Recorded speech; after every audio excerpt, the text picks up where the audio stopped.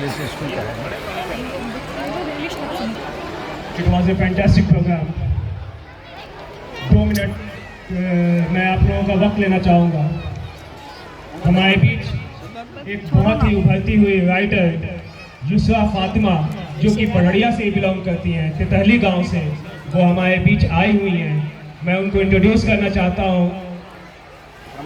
मैं ये बता दूं कि उन्होंने वर्ल्ड रिकॉर्ड बनाया है, जो कि आप पहले भी मैंने बोल चुका हूँ कि आप यहाँ रह के आप ये नहीं सोचते होंगे कि हमारे बीच इतनी छोटी सी जगह से ऐसे ऐसे लोग भी पैदा होते हैं। उन्होंने सबसे कम उम्र में 4 किताबें लिखने का वर्ल्ड रिकॉर्ड बनाया है। 2023 में, आज से 2 साल पहले, वो इंडिया बुक्स ऑफ रिकॉर्ड्स में भी उनका नाम दर्ज हुआ है। मैं युसरा फातिमा को बुलाना चाहूँगा कि प्लीज़ आप इस स्टेज पे आएँ और अपनी कोई भी एक नज़्म हमें सुना दें। Please come on the stage. I want audience to give a big round of applause for Yusra Fatima.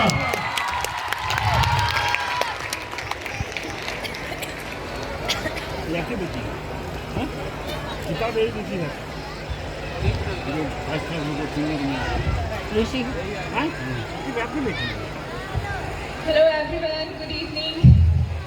First of all, thank you so much for the appreciation. I'm so grateful to be here to honor.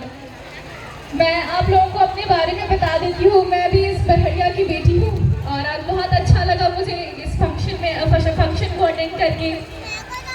जिस तरह से blue birds मेरी family में भी कई मेरे cousins जो हैं वो इस स्कूल से पढ़ चुके हैं और अभी भी कई जो बच्चे हैं वो पढ़ रहे हैं। इनफैक्ट अभी मैंने थोड़ी देर पहले अपने ही घर के एक बच्चे की परफॉर्मेंस देखी। बहुत अच्छा कर रहा है ये स्कूल और मैं दुआ करती हूँ कि आगे भी इसी तरह से ये बरहड़िया में जो एजुकेशन की फील्ड में अपना जो कंट्रीब्यूट कर रहे हैं वो बहुत ही बेहतरीन है और आगे भी इसी तरह से वो कंटिन्यू कर सके। मैं युसरा फातिमा, बेसिकली मैं तितहली गांव से हूँ। एक छोटा सा गांव है अगर आप जाने तो। बचपन से मैं यहीं रही हूँ, यहीं पढ़ी हूँ हर चीज़। मैं अभी 12th स्टैंडर्ड की स्टूडेंट हूँ और अगर मैं बताऊँ कि मैंने अब तक 4 किताबें लिखी हैं और मैं किस बारे में लिखना चाहती हूँ तो मुझे सामाजिक मुद्दों पर लिखने का बहुत शौक है। मुझे ऐसा लगता है कि हमारी ज़िंदगी में ऐसे अनेक हादसे होते हैं जो हमसे हमारी आवाज़ छीन लेते हैं। तो वो सारे लोग जो ज़िंदगी के किसी हादसे में जिन्होंने अपनी आवाज़ खो दी और पूरी ज़िंदगी खामोशी इख्तियार कर ली और एक रोज़ खुद भी खामोशी से दफन हो गए, उन तमाम लोगों की आवाज़ बनकर मैं उनकी बात को दुनिया के सामने कविताओं की पंक्तियों में रखकर लिखने की कोशिश करती हूँ। मैं जहाँ भी जाती हूँ अगर मुझे कोई बोलता है कि अपनी कोई एक कविता सुनाओ या अपना कोई एक नज़्म सुनाओ तो मुझे एक कविता मेरे ज़िहन में आती है और आज मुझे लगता है कि ये जगह उसके लिए बहुत ही फिट बैठती है। ये कविता मैं हमेशा कहती हूँ कि हर इंसान को अपनी पढ़ाई मुकम्मल करने का पूरा हक है, चाहे वो कोई भी हो, लड़का हो या लड़की हो।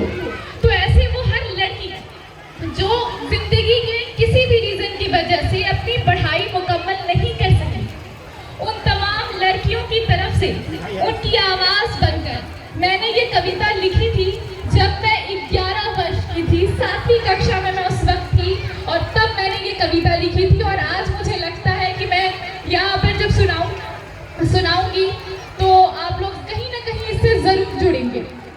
इस कविता का शीर्षक है मुझे उड़ने दो। मुझे बंदिशों से घेरो मत, मुझे बंदिशों से घेरो मत, मुझे चूल्हे में तुम ठेलो मत। ये जो कलम है, ये जो इल्म है, ये पंख है मेरे, इन्हें काटो नहीं, इन्हें कतरो मत। मुझे उड़ने दो, मुझे रोको मत।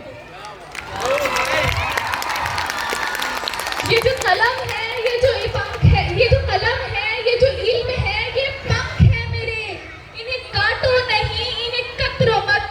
मुझे उड़ने दो, मुझे रोको मत। मुझे बुलंदियों को छूना है, मुझे बुलंदियों को छूना है, मुझे आसमान में उड़ना है, मुझे हर बिसात पलटनी है, मुझे हर सवाल को पाना है।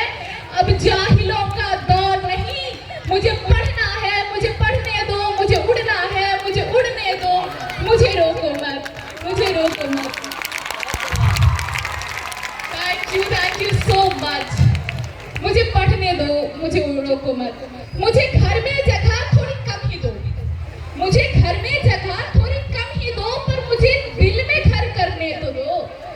मुझे उड़ने का कहकर के हदों में तो मत बांधो तुम, मुझे सरहदों पर भेज दो पर मुझे मुझसे ना लड़ाओ तुम।